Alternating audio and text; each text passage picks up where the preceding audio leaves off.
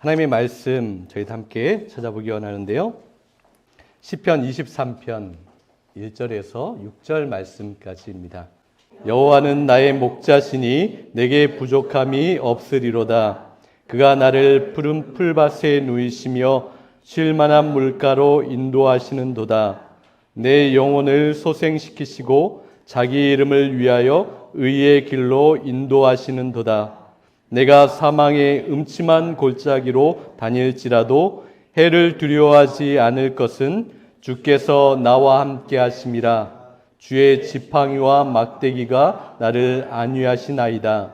주께서 내 원수의 목전에서 내게 상을 차려주시고 기름을 내 머리에 부으셨으니 내 잔이 넘치나이다.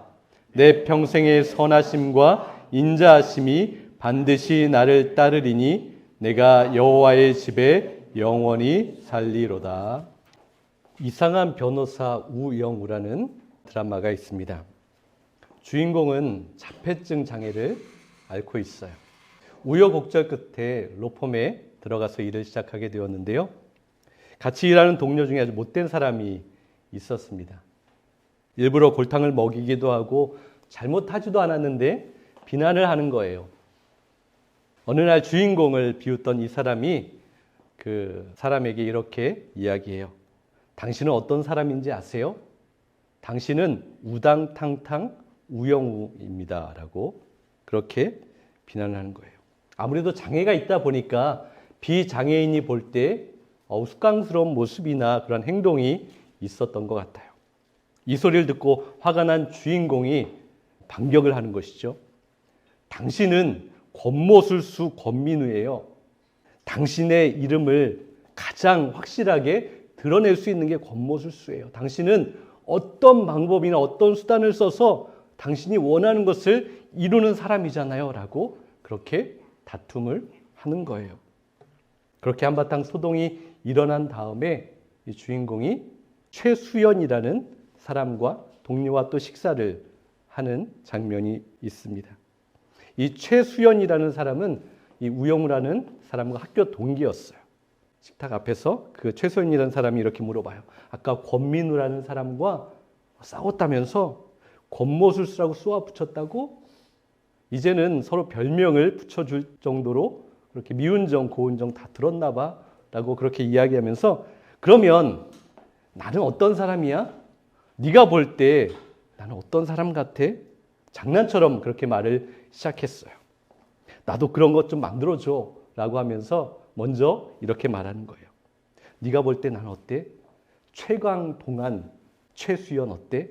라고 했더니 그 우영우라는 그 주인공이 아주 정색을 하면서 아니야 너 그런 거 아니야 라고 이야기해요. 아니면 최고미녀 최수연 어때? 라고 물어봤더니 그것도 아니야 넌 그런 거 아니야 라고 그렇게 정색을 하며 이야기합니다. 이 우영우의 그런 반응에 이 최수연이 삐져가지고 그렇게 얘기해요. 그러면 네가 볼 때 난 뭐야? 난 어떤 사람이야? 라고 그렇게 다시 물어봐요. 이 한참을 생각하던 이 우영우라는 그 친구가 이렇게 이야기합니다. 너는 봄날의 햇살 같아. 학교 다닐 때부터 그렇게 생각했어. 너는 나한테 강의실의 위치와 휴강 정보와 바뀐 시험 범위를 알려주고 동기들이 날 놀리거나 속이거나 따돌리지 못하게 그렇게 노력해. 지금도 너는 내 물병을 열어주고 다음에 구내식당에 내가 좋아하는 메뉴가 나오면 알려준다라고 그렇게 이야기해. 너는 밝고 따뜻하고 다정하고 좋은 사람이야. 너는 봄날의 햇살 최수연이야 라고 그렇게 이야기를 합니다. 여러분 한 사람이 가진 이름에 여러 가지 수식어들이 붙게 됩니다. 이상한 우영우, 권모술수, 권민우, 봄날의 햇살 최수연처럼 한 사람이 가진 이름 앞에 그 사람을 수식하는 것들이 그렇게 만들어진다라는 거예요. 어떤 사람 이름 앞에는 꼰대라는 그러한 수식어가 붙습니다. 어떤 사람 이름 앞에는 투덜이라는 말이 붙어요. 어떤 사람 이름 앞에는 거짓말쟁이라는 그러한 말이 붙습니다. 위선자, 사기꾼, 믿지 못할 사람, 이중인격, 지만 아는 인간, 차가운 사람 등등 그 사람의 인격이나 행동이나 그 사람의 됨됨이를 이야기하는 수식어들이 그렇게 만들어지는 거예요. 반면에 어떤 사람 이름 앞에는 봄날의 햇살, 최수연처럼 따뜻한 그러한 수식어들이 만들어질 때가 있습니다. 친절한 사람, 이쁘게 말하는 사람, 잘난 체하지 않는 사람, 잘 들어주는 사람, 구박하지 않는 사람, 참아주는 사람, 위로하는 사람, 격려하는 사람, 도와주는 사람, 힘이 되는 사람, 따뜻한 사람, 봄날의 햇살처럼 따뜻한 사람이라는 그러한 수식어들이 만들어지는 사람이 있어요. 그렇다면 여러분은 어떤 분들이십니까? 어떠한 삶을 살아가세요? 누군가에게 어떠한 모습으로 보여집니까? 여러분, 이러한 수식어는 그냥 생기는 것이 아니에요. 관계를 통해서 만들어집니다. 우리의 이름은 하나지만 내가 누군가를 알아가면서 관계성을 통하여서 그 수식어가 만들어지는 것이죠. 매일 새로워집니다. 매일 나의 존재성이 그렇게 드러나는 거예요. 관계가 깊어지면 깊어질수록 누군가를 알아가면 알아갈수록 그 사람에 대한 경험치가 많아지잖아요. 그래서 많이 만나면 많이 이야기하게 되면 그 사람에 대해서 더 깊이 알고 더 잘 알게 되는 거예요. 시간이 쌓이고 경험이 쌓이면 그렇게 됩니다. 그리고 그 상대방을 불러줄 수 있는 수식어들이 수없이 다양하게 확장이 되는 것이죠. 그리고 수많은 그러한 만남을 통하여서 우리는 때때로 힘을 얻고 용기를 얻고 위로를 얻게 됩니다. 내가 아파할 때 아파해 주는 그 사람 덕분에, 내가 힘을 잃고 일어날 힘이 없을 때 응원하고 격려해 주는 누군가 덕분에 우리는 다시 한번 오늘도 일어나서 걸을 힘을 얻게 되는 거예요. 다시 한번 살아갈 수 있는 그러한 용기와 그러한 기쁨과 감사를 얻게 되는 거예요. 지난주에 다윗이 시편 18편에 어떠한 고백을 했습니까? 2절을 한번 보세요. 그러니까 이렇게 고백했죠. 여호와는 나의 반석이시요 나의 요새시요 나를 건지시는 이시요 나의 하나님이시요 내가 그 안에 피할 나의 바위시요 나의 방패시요 나의 구원의 힘이시요 나의 피난처이다 라고 고백하고 있어요. 다윗은 하나님을 알아가는 그 경험치가 정말 많이 쌓이면서 이렇게 하나님을 꾸며주는 수식어들이 그의 삶 가운데 수없이 생겨나게 되었어요. 다윗의 고백을 보세요. 얼마나 다채롭습니까? 풍요합니다. 꽉 차 있어요. 빈틈이 없어요. 하나님께서 그의 삶 가운데 이루시고 행한 것들이 차고 넘쳐 흘러가고 있어요. 내 잔이 넘치나이다 라고 그는 고백합니다. 다윗이 얼마나 깊이, 얼마나 가까이 하나님을 체험하며 살았는지를 우리에게 보여주는 거예요. 여러분, 우리가 삶의 자리 가운데서 만나는 사람들이 있습니다. 매일 직장에서 만나기도 하고요. 가정에서 또 여러 가지 일을 하면서 만나는 사람들이 있어요. 그 만나는 사람들 보면 어때요? 제한적입니다. 완전하지도 않고 부족하기도 해요. 그런데 때로 그러한 사람들만을 통하여서도 우리가 위로와 힘과 용기를 얻는다면, 따뜻한 감동을 받는다면, 여러분 잘 생각해 보세요. 바로 우리의 하나님, 전능하신 하나님, 어느 곳에나 계신 하나님, 능치 못함이 없으신 하나님, 모든 것을 알고 계시는 하나님, 우리를 사랑하시고 우리를 지키시고 우리를 위해서 무엇이든지 할 수 있는 그 하나님이 우리 가운데 있다면, 우리가 그분을 알아간다면, 경험하고 그분과 함께 살아간다면 우리는 얼마나 큰 힘을 얻을 수 있겠습니까? 얼마나 큰 담대함과 위로 가운데 살아갈 수 있겠습니까? 우리도 다윗처럼 굉장히 훌륭하고 아름다운 믿음의 고백을 분명히 할 수 있게 될 거예요. 내가 날마다 경험하는 하나님에 대한 수식어들이 계속해서 늘어가는 것이죠. 빼곡히 나의 삶의 자리에서, 나의 삶의 모든 순간에서 하나하나 쌓이고 하나하나 늘어가는 거예요. 채워져 갑니다. 여러분, 그래서 성경을 보면 하나님의 이름에 대해서 하나님을 꾸며주는 수식어들이 참으로 가득 차 있는 것을 우리는 발견합니다.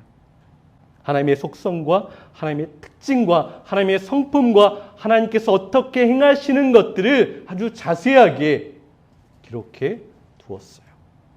그래서 하나님을 경험하는 모든 사람들이 성경을 읽기만 하면, 말씀 안에 들어가기만 하면 그 모든 것을 고백할 수 있게 하셨어요. 알게 하셨습니다. 우리가 성경을 읽습니다. 우리가 읽는 그 번역본에는 하나님을 표현하는 이름이 굉장히 좀 단순하게, 심플하게 기록되어 있어요. 여호와, 하나님, 주님 정도로 그렇게 기록되어 있습니다. 그런데 성경이 쓰여진 원어로 들어가서 히브리어나 헬라어를 잘 보면 하나님의 이름에 대한 참 아름답고 따뜻하고 하나님을 꾸며주는 그런 수식어들이 굉장히 다양하게 기록되어 있는 것을 발견하게 됩니다. 그리고 우리는 그 이름만 보고 읽어도 너무나 큰 힘을 얻게 되는 그런 놀라운 은혜를 경험하게 됩니다. 하나님은 그렇게 자신의 이름을 통하여서 자신 스스로를 계시하시는 거예요. 자기 자신을 그렇게 알려주십니다.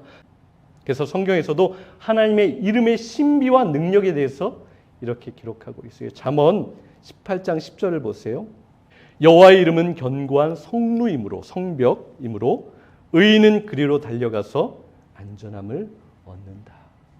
여호와의 이름은 견고한 성벽, 능력이므로 그 누구나 하나님께로 달려가는 자는 안전함을 얻는다라고 기록을 합니다. 여러분, 우리도 날마다 하나님을 경험하고 있어요. 그렇죠? 우리가 잘 표현하지는 못하지만 참으로 다양하고 우리의 삶 가운데 역사하시는 하나님을 날마다 경험하고 있는 거예요. 때로 우리가 힘을 잃었을 때, 낙심했을 때 하나님은 우리의 힘이 되어 주십니다.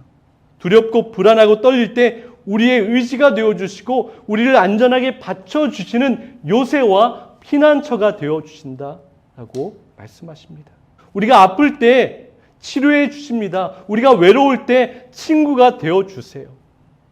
우리가 지금까지 믿음의 길을 걸어오는 동안 정확히 표현하고 고백하지는 못했을지 모르겠지만 우리는 바로 이러한 하나님을 날마다 경험하고 함께 동행하며 살아가고 있는 거예요. 시편 23편 본문의 짧은 말씀을 우리가 읽었는데요. 이 짧은 말씀 속에도 하나님에 대해서, 하나님이 어떤 분이신지, 우리 가운데 어떻게 행하시는지 하나님을 꾸며주는 수많은 이름과 그 은혜들이 가득 담겨 있는 것을 우리는 봅니다. 1절 한번 보세요. 여호와는 나의 목자시니. 여호와는 나의 목자시니. 그런데 여기에 참 깊은 은혜와 뜻이 담겨 있습니다. 여호와 로이라고 합니다. 히브리어에는요. 다윗이 지금 경험하고 있는 분은 여호와 로이, 여호와는 목자이십니다라고 고백하고 있어요. 그런데 여러분, 다윗이 전에 어떤 일을 했었죠? 다윗도 목자였습니다. 양을 돌보고 양을 치는 일을 했던 사람이었어요. 그리고 자신이 양을 돌볼 때 어떻게 했었는지를 이렇게 고백하고 있어요. 사무엘상 17장 34절, 35절을 보세요. 내가 양을 지킬 때에 사자나 곰이 와서 양떼에서 새끼를 물어가면 내가 따라가서 그것을 치고 그 입에서 새끼를 건져내었고 그것이 일어나 나를 해하려고 하면 내가 그 수염을 잡고 그것을 쳐 죽였습니다. 여러분, 우리는 잘 이해가 안 돼요. 도대체 양 한 마리가 무엇이라고 자기의 목숨을 걸고 이렇게 그 맹수들과 싸우는 자리에 나아갔습니까? 자기의 목숨을 걸고 그렇게 뛰어들었을까요? 우린 이해할 수 없어요. 그 어린 양 한 마리를 살리기 위해서 사납게 달려드는 맹수와 맞서 싸웁니다. 그 날카로운 이빨에 찢기고 깨물려서 피가 나는 상처를 받는 경험을 다윗은 했던 거예요. 그러면서도 조금도 머뭇거리지 않았다. 생각도 않고 그렇게 다윗은 달려나갔던 거예요. 자신의 모습, 자신의 경험을 되돌려 보니까 하나님께서 나의 목자가 되시면 여러분 다윗은 바로 그 하나님을 믿을 수 있는 거예요. 하나님이 여호와가 나의 목자이시면 내가 양을 위해서 그렇게 달려가고 나의 목숨을 귀하게 생각하지 않고 보호했던 것처럼 하나님의 나의 목자가 되신다. 그러면 나는 하나님을 믿을 수밖에 없는 거예요. 하나님을 의지할 수밖에 없습니다. 은혜가 되는 거예요. 바로 이 고백이 여기에 담겨 있어요. 여러분 하나님께서 내 목자다. 이것은 다윗의 고백만이 아니라 모든 믿는 사람들, 하나님을 따르는 사람들의 최종 결론이 됩니다. 모든 사람이 이렇게 고백하는 거예요. 주님이 우리의 목자가 되셔서 우리를 살리시고 우리를 구해 주셨습니다. 요한복음 10장 11절을 보세요. 주님께서 말씀하시죠. 나는 선한 목자이다. 선한 목자는 양들을 위하여 자기 목숨을 버린다. 다윗이 그랬던 것처럼 하나님께서, 여호와께서, 주님께서 우리를 위해서 행하시는 일입니다. 이 선한 목자에 대해서 표현했던 어떤 영상을 하나 본 적이 있는데요. 돌풍과 비바람, 폭풍우가 몰아치고 있는 상황이었어요. 그 위태로운 상황에서 비바람을 등지고 큰 바위를 향하여서 어떤 사람이 웅크리고 있어요. 그런데 그 사람의 품 안에는 어린아이가 안겨 있습니다. 그 사람은 그 아이를 완전히 감싸 안고 그 폭풍 속에 등과 자신의 몸을 드러내고 그렇게 버티고 있습니다. 엄청난 돌풍의 흉기와도 같은 그 잔해들과 조각들이 이 사람의 등을 찢고 그 날카로운 것이 그 사람의 몸에 박히는 그러한 모습이 그려져요. 피가 흐르고 극심한 고통이 몰려와도 그 사람은 조금도 움직이지 않습니다. 그 아이를 안고 있는 몸을 자신을 보호하기 위해서, 피하기 위해서 움직이지 않아요. 그 품에 안은 아이를 살리려고 자기의 목숨을 내어놓고 버리는 모습을 보여주었어요. 여러분 이 모습이 바로 목자 되신 여호와 하나님, 우리를 사랑하시는 선한 목자 되신 주님께서 우리를 위해서 행하신 일이에요. 자신의 살을 찢기시고 우리를 보호하시고 우리를 살리셨습니다. 바로 그분이 우리의 목자가 되시면 우리는 그 품 안에서 안전할 수 있다는 거예요. 다시 1절을 보세요. 여호와는 나의 목자시니 내게 부족함이 없다라고 기록합니다. 여기 내게 부족함이 없다. 이 고백에는 또 다른 여호와 하나님의 특성, 그 수식하는 이름이 있습니다. 여호와 이레라는 말 들어보셨죠? 모든 것을 공급하시는 하나님의 사랑이 바로 내게 부족함이 없다라는 이 다윗의 고백에 담겨 있는 거예요. 아브라함에게 주셨던 복입니다. 공급하시는 하나님의 이름인 거예요. 하나님이 준비하시니 부족함이 없는 거예요. 그런데 이 이레라는 원래 뜻은 보다, 분명하게 바라보다라는 그런 의미를 가지고 있어요. 언제나 하나님께서 먼저 보신다라는 거예요. 우리의 필요를 다 알고 계세요. 우리가 원하는 것, 우리에게 있어야 할 것을 하나님께서 미리 다 아시는 분이십니다. 때로 우리는 알지 못해요. 내가 무엇을 원하는지, 나에게 무엇이 있어야 하는지, 내가 어떻게 가야 하는지, 어디로 가야 하는지 때로 우리는 알지 못하지만 하나님께서 그 모든 것을 알고 계시는 거예요. 내가 가야 할 길도, 내가 가져야 할 것도, 나에게 필요한 것도 주님께서는 이미 아십니다. 그래서 우리를 위해서 미리 준비하시고 채워주시는 분이신 거예요. 그래서 다윗은 고백하죠. 그래서 믿음의 사람들은 고백하죠. 내게 부족함이 없다라고 고백합니다. 그런데 여러분 이 고백은 무엇인가 우리의 손에 가득 채워진 상태에서 하는 고백이 아닙니다. 무엇인가를 다 받고 하는 것이 아니에요. 안전한 곳, 내가 원했던 것을 다 얻고 난 이후에 고백하는 것이 아니라 아직 내 손에 쥐어진 것은 없어요. 아직 이루어지지 않았어요. 아직 갈 바를 알지 못해요. 아직 안전하지 않습니다. 내가 다 알지 못하고 내가 다 가지지 못했지만 그럼에도 우리의 목자 되신 하나님을 의지하며 고백하는 거예요. 내게 부족함이 없다. 그 모든 것을 채워주실 하나님을 확신하고 믿는 거예요. 그래서 여호와 로이 되신 하나님께서 여호와 이레로 우리를 채우시는 것을 우리는 날마다 경험합니다. 2절을 보세요. 나를 푸른 풀밭에 누이시며 쉴만한 물가로 인도하신다. 여기서도 또 다른 하나님의 이름을 우리는 찾아볼 수 있습니다. 여호와 샬롬, 평안이죠. 평화, 온전한 평안을 주시는 하나님의 놀라운 은혜를 경험하게 됩니다. 특별히 우리 마음, 우리의 감정 가운데 진정한 평안을 주시는 분이십니다. 참 많은 사람들이 마음에 평안함이 없어요. 불안함으로 떱니다. 어떻게 해야 할지 마음에 분주함 가운데, 걱정 가운데, 번민 가운데 쌓일 때가 참으로 많이 있어요. 여러분, 먹을 게 없어서가 아닙니다. 돈이 없어서가 아니에요. 무엇인가 부족해서도 아닙니다. 때로 참 많은 것을 가지고 있으면서도 그 마음에 불안함이 있어요. 쉽게 잠들지 못합니다. 그래서 여러분, 미어캣이라는 동물 아시죠? 마치 미어캣처럼 이렇게 목을 길게 빼고 이리저리 고개를 계속해서 돌리는 거예요.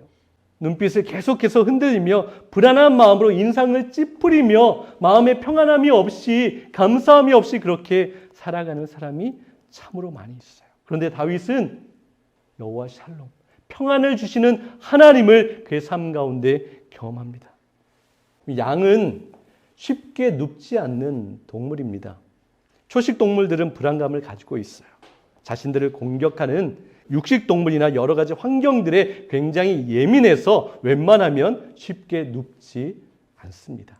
그런데 양들이 누울 때가 있다고 하죠. 그때는 배가 충분히 부른 상태이고 갈증이 해결되고 다른 맹수들의 위협을 느끼지 않고 곤충이 불편하게 만들지 않고 자신을 지키는 목자가 자신의 눈에 보일 때, 완전한 평안함을 누릴 때 양은 누워서 쉰다라고 이야기합니다. 바로 온전한 샬롬, 완전한 평화가 이루어질 때 그 마음이 편안한 가운데 쉴 수 있는 거예요. 하나님께서 우리에게도 이러한 놀라운 은혜를 허락하신다라는 겁니다. 여러분, 눕는다는 표현은 하나님에 대한 확신인 거예요. 확신이 없으면 누워서 쉴 수 없는 거예요. 하나님께서 온전한 샬롬을 허락하시기 때문에 우리는 평안히 쉴 수 있습니다. 시편 4편 8절 말씀을 보십시오. 내가 평안히 눕거나 잠드는 것도 여호와께서 나를 평안히 쉬게 하여 주시기 때문입니다. 빌립보서 4장 7절 말씀도 보세요. 사람으로서는 감히 생각할 수도 없는 하나님의 평안이 그리스도 예수를 믿는 여러분의 마음과 생각을 지켜주실 것입니다. 여러분, 하나님께서 우리 마음 가운데 온전한 샬롬을 주셔야, 온전한 평안함이 이루어져야 우리는 그때야 쉴 수 있는 거예요. 그때야 안전함을 누릴 수 있습니다. 쉴만한 물가를 원어에서는 이렇게 표현하고 있어요. 조용한 잔잔한 물이라고 이야기합니다. 요 양은 흐르는 물에서는 물을 마시지 못한다고 합니다. 흘러내려가는 곳에서는 물을 마시지 못하는 거예요. 왜냐하면 겁도 굉장히 많고요. 예민하기도 하고 운동력도 떨어지기 때문에 그렇습니다. 양이 물을 마실 수 있는 조건은 아주 잔잔해야 하는 거예요. 고요해야 합니다. 그래서 그러한 냇물에 가더라도 그 목자가 물을 떠서 통에 담아줘야 그 물을 마실 수 있는 거예요. 참 예민하고 까탈스럽고 요구하는 것도 많은 짐승인 거예요. 그렇지만 우리 하나님이 목자 되신 분이 그 모든 것을 아시는 거예요. 우리도 그렇습니다, 여러분. 우리의 모습을 봐도 그래요. 우리도 까탈스럽죠. 예민합니다. 능력도 많이 떨어져요. 불만도 많아요. 그런데 하나님께서 우리의 모든 것을 이미 아시고 그 불만이 많고 우리의 그 까탈스러운 그 모든 요구를 다 이미 해결해 주시고 우리의 요청에 응답하시는 분이라고 우리에게 말씀하십니다. 그래서 불안하고 수없이 흔들리고 불만과 부정적인 그 생각 속에서도 우리 안에 평안이 이루어지는 거예요. 완전한 평안으로 임하십니다. 그 하나님의 평안으로 우리 마음 가운데 있는 그 불평과 그 불안을 희석시키시고 하나님의 평안으로 물들어가게 하십니다. 요동치는 마음을 잔잔하고 조용하게 하시는 거예요. 그래서 평안함으로 누울 수 있습니다. 여호와 샬롬, 우리 가운데 평안을 허락하시는 분이세요. 3절을 보세요. 내 영혼을 소생시키신다. 내 영혼을 살리신다라는 거예요. 여기서는 여호와 라파의 하나님을 우리는 만나게 됩니다. 로페라고 하는데 라파라고 우리는 알고 있죠. 치료하시는 하나님을 발견하는 거예요. 양이 얼마나 많은 상처를 얻을까요? 또한 죽을 위험 속에 빠져 있더라도 하나님은 치료자가 되셔서 그 모든 것을 치료하시고 다시 살리신다라는 거예요. 치료하시는, 새롭게 하시는 분이십니다. 우리의 육신의 아픔을 치료하십니다. 우리의 마음의 상한 감정까지 낫게 하세요. 우리의 관계 속의 찢어짐도 꿰매어 주십니다. 소망을 잃은 상실감도 치료하시는 거예요. 주님에 대한 믿음 없음도 길라스의 기름을 부어주셔서 다시 한번 일어나게 하십니다. 여호와 라파 되신 하나님을 우리는 바라보아야 하는 거예요. 4절을 보세요. 내가 사망의 음침한 골짜기로 다닐지라도 해를 두려워하지 않을 것은, 여기서는 여호와 니시, 싸워서 승리하게 하시는 하나님을 경험할 수 있습니다. 사망의 음침한 골짜기로 다닐지라도, 이 다닐지라도를 원문에서 보면 지나간다라는 의미입니다. 걸어간다, 통과하다라는 거예요. 우리가 사망의 음침한 골짜기에서 헤매고 있는 것이 아니에요. 하나님께서 우리를 인도하셔서 우리는 그 길을 걸어서 지나가고 통과하는 가운데 있습니다. 그 가운데 있을 때 많은 공격을 받기도 해요. 위험 속에 빠지게도 됩니다. 그때 다윗은 그것을 경험했어요. 또 많은 믿음의 사람은, 또 우리는 그것을 경험합니다. 하나님께서 나를 위해서 싸우시고 승리하게 하시는 여호와 니시 하나님을 우리는 거기에서 발견하게 되는 거예요. 우리의 믿음까지 흔들릴 때가 있어요. 우리의 믿음을 붙들어 주시는 거예요. 승리하게 하십니다. 계속 4절을 한번 보세요. 내가 죽음의 음산한 골짜기를 지나가도 두려워하지 않을 것은 여호와께서 나와 함께 하심이라. 하나님께서 나와 함께 하신다는 고백. 여기에는 또 다른 하나님의 이름을 우리는 생각해 볼 수 있어요. 여호와 삼마, 언제나 거기 계신 하나님의 성품과 하나님의 특성을 발견하게 되는 거예요. 하나님은 언제나 거기 계신 거예요. 너가 있는 곳이면 거기가 어디라도 너와 함께 있겠다라는 하나님의 음성을 듣게 됩니다. 하나님께서는 지쳐 쓰러져 있는 엘리야와 함께 하셨습니다. 엘리야가 누워있는 그곳에 있었습니다. 어디로 가야 할지 몰라서 두려움 가운데 있었던 아브라함에게 함께 하셨습니다.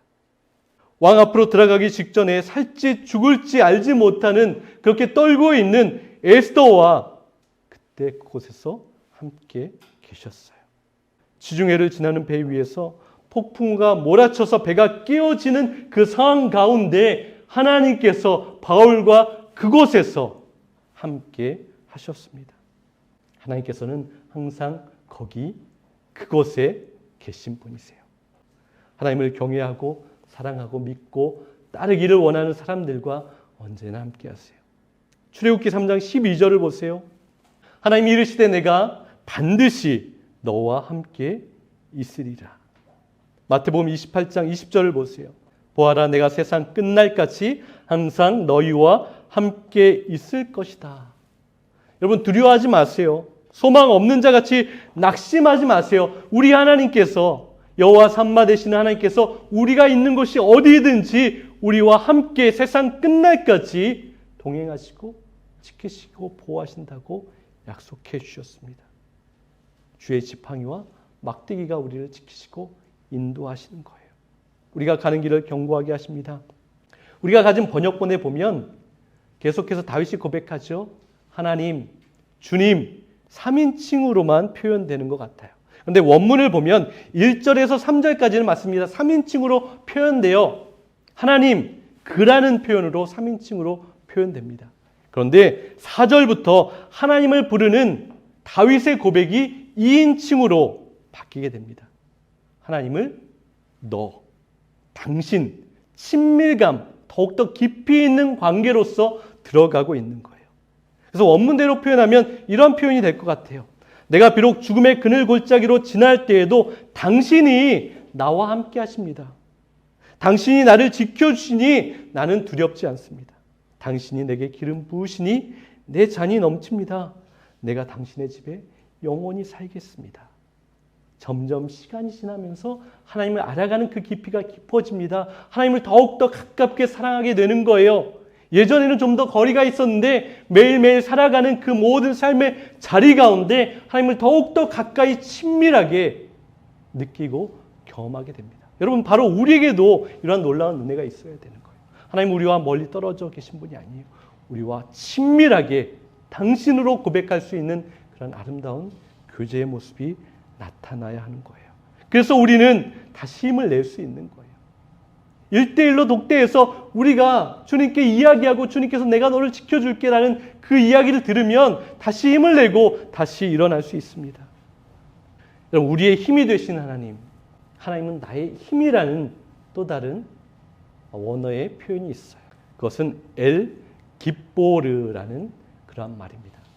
하나님은 나의 힘이십니다. 전쟁에 또한 힘에 능하신 분입니다 라는 이름인 거예요. 이사야서 9장 6절을 한번 보세요.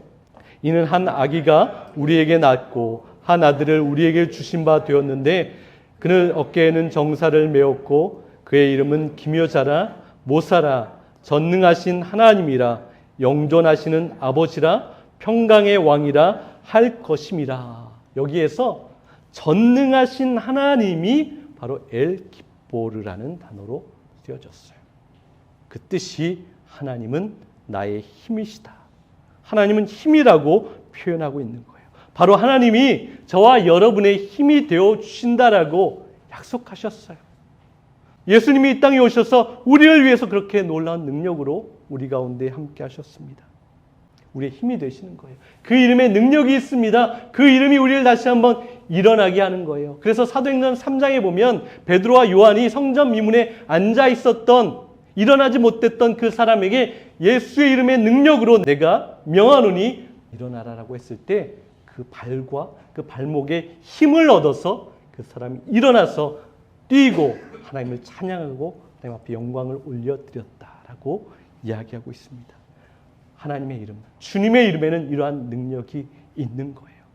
그 능력을 받아서 우리는 오늘도 우리 교회는 다시 한번 힘을 얻고 나아가야 하는 겁니다. 그리고 여러분, 이제 누군가가 우리를 부를 때 이렇게 이야기를 들었으면 좋겠습니다. 저 사람은 주님을 목자로 삼는 사람이야. 주님만으로 만족하는 사람이야. 마음에 평안함이 가득한 사람이야. 주님만 따라가는 사람이야. 어려움 가운데서도 기뻐하는 사람이야. 힘들어 보이는데도 다시 한번 일어나는 사람이야. 주님께 힘을 얻는 사람이야. 주님의 이름의 능력을 덧입는 사람이야 라고 그렇게 불려질 수 있었으면 좋겠습니다.